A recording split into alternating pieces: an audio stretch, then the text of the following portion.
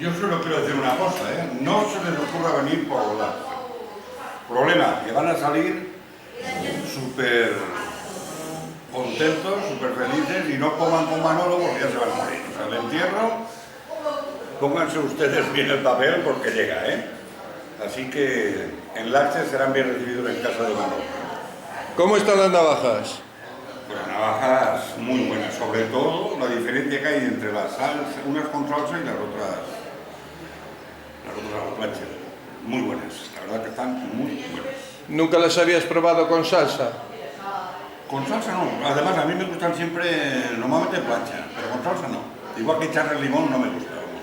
¿Pero te gustan con salsa también, sí? Esta vez sí.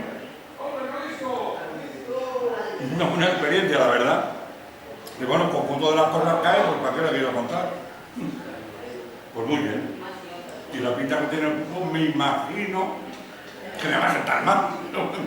La pinta, vamos, del carajo, ¿eh? Tela marinero. Yo viño do Ribeiro, por eso, 33. Y esperemos que Dios nos pille confesados cuando le demos la opción.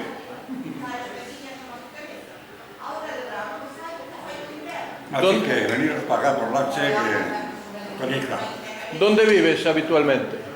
Yo me he quedado en un pueblecito precioso de la provincia de Alicante, se llama Viar.